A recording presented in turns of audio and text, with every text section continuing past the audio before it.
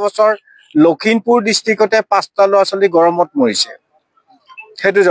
42 ডিগ্ৰীত অহা বছৰলৈ এই বছৰ 52 ডিগ্ৰী হ'ব বুলি কৈছে যে কিমান আমাৰ গৰমত জীয়াই থাকিব পাৰিম নে নোৱাৰি হেতু মই অসম চৰকাৰ ভাৰত চৰকাৰ বিভিন্ন ৰাজ্যত গৈ কৈছো যে গৰম বন্ধটো উঠাই যেতিয়া গৰমৰ অতিপাত হ'ব তেতিয়া স্কুল বন্ধ দি দিব লাগে তেতিয়া ল'ৰা ছোৱালীক লৈ পাখা খেলিবলৈ মানা কৰিছো কাৰণ জুন জুলাই মাহত গৰম বন্ধ দি আমি কম্বল লৈ শুব লাগে আগষ্ট ছেপ্টেম্বৰত এনেকুৱা গৰম আহি গৈছে যোৱা বছৰ 42 ডিগ্ৰীত সেয়া আমাৰ মাজৰ আমালৈ ল'ৰা ছোৱালী তাহাঁতকে মৃত্যুবৰণ হৈছে স্কুল যাওঁতে তেনেকুৱা যাতে পদক্ষেপবোৰ নলয় আৰু চৰকাৰেও সেইটো বিবেচনা কৰিব লাগে আপোনালোকৰ সংবাদ মাধ্যমৰ দায়িত্ব আছে যে ল'ৰা ছোৱালীক কেনেকৈ শিক্ষা প্ৰদান যিটো গৰমৰ উত্তাপ হৈছে সেইখিনি চৰকাৰ হতুৱাই বুজা পৰামৰ্শৰ মাজত থাকি গৰম বন্ধটো উঠাই যেতিয়া অতিপাত গৰমত তেতিয়া বন্ধ দিয়াটো মই কামনা কৰোঁ ধন্যবাদ নহয় গছটো কটাটো কাটিলেই সেইখিনি গছৰ বয়স পাবলৈতো আমাক বহুত দিন লাগিব গতিকে গছটো ৰুলেই নহ'ব সেইখিনি ৰজাই ৰোৱা মহাৰাজে কোৱা ব্ৰিটিছে ৰোৱা গছ আছে গতিকে আমি তেনেকুৱা পৰ্যায়ৰ গছটো কেতিয়া ডাঙৰ কৰিব পাৰিম আৰু এই কথাটো সদা সকলোৱে মনত ৰখা দৰকাৰ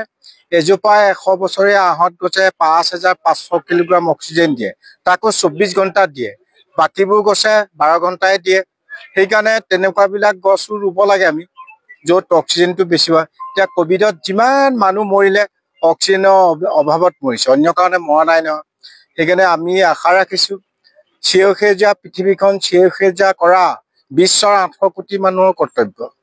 অকল মোৰে নহয় মই মাত্ৰ গছ ৰুই ভাল পাওঁ কাৰণে জীৱ জন্তু ভাল পাওঁ কাৰণে চৰাই চিৰিকটি ভাল পাওঁনে কৰি থকা হৈছে এতিয়া আৰু সেই হাবিখন এতিয়া সকলোৰে জীৱ জন্তু আৱাসগৃহ হ'ল এতিয়া গড় আছে হাতী আছে বাঘ আছে ঢেকীয়াপতীয়া বাঘ ভাৰতৰ শতকৰা 80% চৰাই আছে মোৰ উদ্দেশ্যটো হ'ল মোৰ হাবিৰ পৰা কাজিৰঙালৈ 60 কিলোমিটাৰ সেইটো এডজাষ্ট কৰা চৰ চাপৰিবিলাক আৰু মোৰ হাবিৰ পৰা ডিব্ৰু চৈখোলা 120 কিলোমিটাৰ গড়ৰ কৰ্দিটো মানে বগীবিল দলঙলৈকে হ'ব সেইকাৰণে সেইখিনিয়ে এতিয়া প্লেন্টেশ্যন বিভিন্ন দল সংগঠন NGO বিলাকক মাতি আনি সেইবোৰ কাম কৰি থকা হৈছে আৰু সেইকাৰণে মোৰতো টাইমটো বহুত কম আছে স্কুল কলেজ ইউনিভাৰ্চিটিবিলাকত মাতিলে মই নোযোৱাকৈ থাকিব কাৰণ আমি ভুল কৰিলোঁ সিহঁতটো ভুল কৰা নাই সেইকাৰণে পৃথিৱীৰ 800 কোটি মানুহক প্ৰকৃতিক ভাল পাবলৈ শিকোৱাটো মোৰ কাম গছ পুলি ৰুলেই নহ'ব গছ পুলি ৰুই প্ৰতিপালন কৰি ডাঙৰ দীঘল কৰা গছৰ গুণাগুণ আৰু গছৰ নাম জানিব লাগিব